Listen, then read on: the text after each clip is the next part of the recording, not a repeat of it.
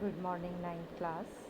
मैं आपको आपके क्षितिज में से गद्य चैप्टर का सेकंड लेसन राहुल सांकृत्यायन द्वारा लिखा गया ल्हासा की ओर पढ़ा रही थी बच्चों। मैंने बताया था कि ल्हासा तिब्बत का एक स्थान है जिस स्थान की तरफ जाने वाले रास्ते और वहाँ की यात्रा का लेखक ने इस यात्रा वृत्तांत में वर्णन किया है। तो हमने पढ़ लिया था कि लेखक चीनी किले में रुके थे। वहाँ रहने वाले लोगों ने उनके लिए चाय बनाई थी और उससे आगे जब वो लंकौर की ओर चले तो उन्हें पता था कि 16-17 किलोमीटर आगे जाकर उन्हें अगला पड़ाव मिलेगा जहाँ वो रुक सकते हैं। तो उन्होंने साथ में सुमति से कहा था कि वो 2 घोड़े ले लेंगे जिन पर वो सामान भी रख सकते हैं और स्वयं भी चढ़ सकते हैं, जा सकते हैं आगे के लिए। तो आगे मैं पढ़ रही हूँ। दूसरे दिन हम घोड़ों पर सवार होकर ऊपर की ओर चल पड़े। चढ़ाई में चढ़ रहे हैं। डांडे से पहले एक जगह चाय पी, मतलब जगह का नाम है। वहाँ से पहले एक जगह चाय पिए और दोपहर के वक्त डांडे के ऊपर जा पहुँचे। डांडा होता है बच्चों पर्वतीय क्षेत्र को कहा जाता है ऊपर। हम समुद्र तल से 17,000 फीट ऊंचे खड़े थे। बहुत ऊंचे आ गए थे समुद्र तट से, क्योंकि जगह की ऊंचाई या उसका क्लाइमेट नापने के लिए समुद्र से उसकी ऊंचाई नापी जाती है। हमारी दक्षिण की तरफ पूरब से पश्चिम की ओर हिमालय के हजारों श्वेत शिखर चले गए थे। भीटे की ओर दिखने वाले पहाड़ बिल्कुल नंगे थे। मतलब जो दूसरी साइड, भीटे जगह का नाम है, दिखने वाले पहाड़ नंगे थे, मतलब वहाँ कोई वनस्पति नहीं थी, क्योंकि इतनी ऊंचाई पर हरियाली नहीं होती है। न वहाँ बर्फ़ की सफ़ेदी थी न किसी तरह की हरियाली। तो उत्तर की तरफ बहुत कम बर्फ़ वाली चोटियाँ दिखाई पड़ती थी। तो उत्तर की तरफ, नॉर्थ की तरफ बर्फ़ वाली चोटियाँ दिखाई पड़ रही थी, लेकिन कम बर्फ़ थी उनमें।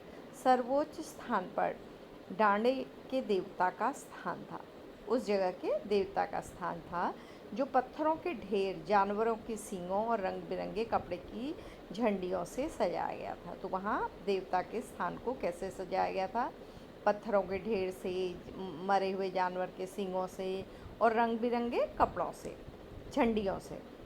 झंडियाँ बनती है बच्चों कपड़े को। कभी गाँव की किसी पिक्चर में, किसी सीरियल में देखा होगा आपने, रंग बिरंगी कागज़ की पन्नियों को और पेपर्स को और रंग बिरंगे पेपर्स को और रंगीन कपड़े को काट कर तिरछे काटे जाते हैं, कुछ वो लगाई जाती हैं झंडियाँ। तो वो इन्हें दिखाई दिया। अब हमें बराबर उतराई पर चलना था। अब पहले ये ऊपर की ओर चढ़ रहे थे, अब नीचे की ओर जाना था। चढ़ाई तो कुछ दूर थोड़ी मुश्किल थी, लेकिन उतराई बिल्कुल नहीं। उतराई में चलना आसान था। शायद 2-1 और सवार साथी हमारे साथ चल रहे थे। वहाँ जो टूरिस्ट थे वो भी थे। मेरा घोड़ा कुछ धीमे चलने लगा। जो लेखक वाला घोड़ा था वो थोड़ा स्लो चल रहा था, धीरे चल रहा था। मैंने समझा कि चढ़ाई की थकावट के कारण ऐसा कर रहा है और उसे मारना नहीं चाहता था। धीरे धीरे वह बहुत पिछड़ गया। मैं दोपीस्तों की तरह अपने घोड़े पर झूमता हुआ चला जा रहा था। ये एक पात्र हैं अंग्रेज़ी कथाओं के, तो उनकी तरह झूमता हुआ चला जा रहा था। जान नहीं पड़ता था कि घोड़ा आगे जा रहा है या पीछे। घोड़ा इतने धीरे चल रहा था कि कभी कभी लग रहा था कि वो और पीछे होता जा रहा है। जब मैं ज़ोर देने लगता तो वो और सुस्त पड़ जाता। जब लेखक उसको लगाम खींचता या तेज़ चलाने की कोशिश करता पैरों से मारकर, तो वो और धीरे चलने लगता। एक जगह 2 रास्ते फूट रहे थे।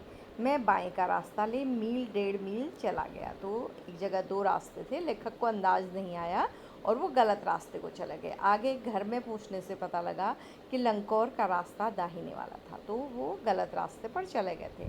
फिर लौटकर उसी को पकड़ा। 4-5 बजे के करीब मैं गांव से मील भर पर था तो सुमति इंतज़ार करते हुए मिले। तो इस तरह लेखक देर से पहुँचे सुमति तक और सुमति वहाँ उनके साथ ही इंतज़ार कर रहे थे। तो यहाँ पर बच्चों एक क्वेश्चन आता है कि लेखक के पिछड़ने का क्या कारण था। ठीक है, एक तो उनका घोड़ा सुस्त था, दूसरा वो रास्ता भटक गए थे। तो सुमति को गुस्सा भी आ रहा था। अब देखिए, मंगोलों का मुंह वैसे ही लाल होता है, क्योंकि वहाँ रहने वाले, तिब्बत में रहने वाले जो मंगोल होते हैं उनका चेहरा लाल होता है। पहाड़ों में, हिल्स में बच्चों वैसे भी चेहरा थोड़ा रेड होता है। और अब तो वह पूरे गुस्से में थे। सुमति गुस्से में थे कि मुझे इतनी देर क्यों हुई। उन्होंने कहा, मैंने 2 टोकरी कंडे फूँक डाले। तो उन्होंने क्या किया कि 2 टोकरी कंडे जला डाले थे, 3-3 बार चाय को गर्म किया और 3 बार सोचा कि लेखक आ जाएंगे तो उनके लिए चाय को गर्म किया। मैंने बहुत नरमी से जवाब दिया, लेकिन मेरा कसूर नहीं है मित्र, देख नहीं रहे हो कैसा घोड़ा मुझे मिला है।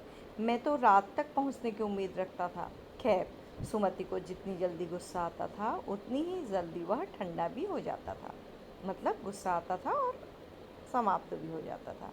लंगौर में वह एक अच्छी जगह पर ठहरे थे। लंगौर में उन्होंने ठहरने की व्यवस्था एक अच्छी जगह पर की थी। यहाँ भी उनके अच्छे यजमान थे। यजमान होते हैं बच्चों, पंडित जिस घर में जाके कोई काम करते हैं, तो जिनके घर जाके काम करते हैं उनको यजमान कहा जाता है। ठीक है। पहले चाय सत्तू खाया गया। रात को गर्मा गर्म थुक्पा मिला। थुक्पा तिब्बत में बनने वाला एक खाद्य पदार्थ है जिसमें सूप की तरह होता है, उसमें नूडल्स पड़े होते हैं। ठीक है। तो वहाँ लेखक को खाने को भी ठीक ठाक मिला। अब हम तिंगरी के विशाल मैदान में थे जो पहाड़ों से घिरा टापू सा मालूम होता है। अब हम लेखक वहीं तिब्बत के रास्ते में तिंगरी के विशाल मैदान में पहुंच गए थे जो पहाड़ों से घिरा हुआ ऐसा लग रहा था जैसे टापू हो, आइलैंड हो कोई। जैसे पानी से घिरा हुआ टापू लगता है वैसे ही ये पहाड़ों से घिरा थी ये जगह, जिसमें दूर तक एक छोटी सी पहाड़ी मैदान के भीतर दिखाई पड़ती थी।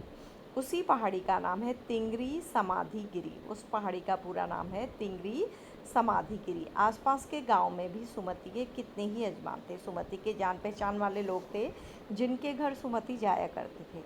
कपड़े की पतली पतली चिरी बत्तियों के गंडे ख़त्म नहीं हो सकते थे, क्योंकि बोध गया से लाए कपड़े के ख़त्म हो जाने पर किसी कपड़े से बोध गया का गंडा बना लेते थे। तो सुमति क्या करते थे, वो अपने यजमानों को, जिनके घर वो जाते थे, उनको बताते थे कि वो बोध गया से उनके लिए कपड़े के ताबीज़ लाए हैं। और लेखक कह रहे हैं कि वो ताबीज़ ख़त्म नहीं होते थे, क्योंकि उनके ख़त्म होते ही, जो वो बोध गया से लाते थे, उनके ख़त्म होते हुए किसी भी कपड़े से बोध गया का कहकर उसके गंडे बना लेते थे। मतलब ताबीज़ बनाकर अपने यजमानों को बांट देते थे और यजमान उसके बदले उन्हें क्या देते होंगे बच्चों, कुछ पैसा देते होंगे।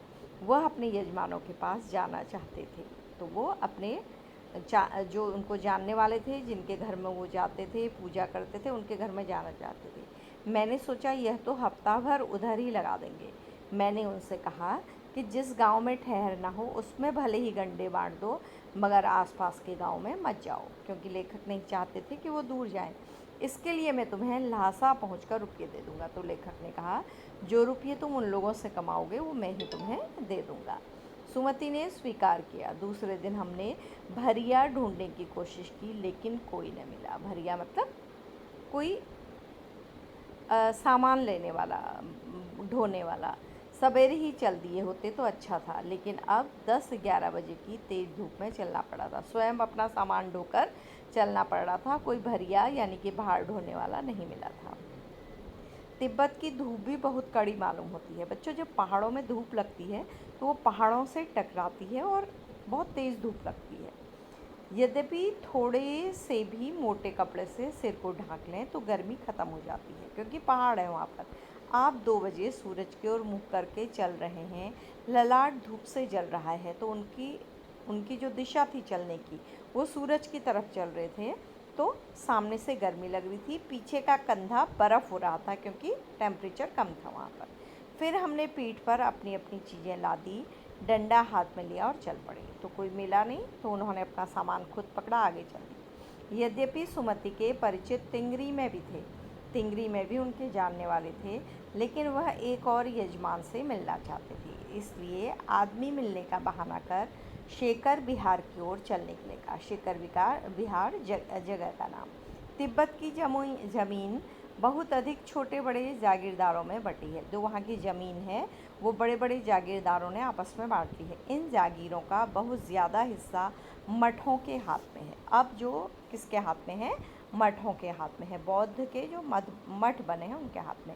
अपनी अपनी जागीर में हर एक जागीरदार कुछ खेती खुद भी कराता है, जिसके लिए मज़दूर बेगार में मिल जाते हैं। तो जागीरदार खेती भी करते हैं वहाँ पर, जिसके लिए वहाँ पर काम करने वाले बहुत सस्ते में या बिना पैसे के भी मिल जाते हैं।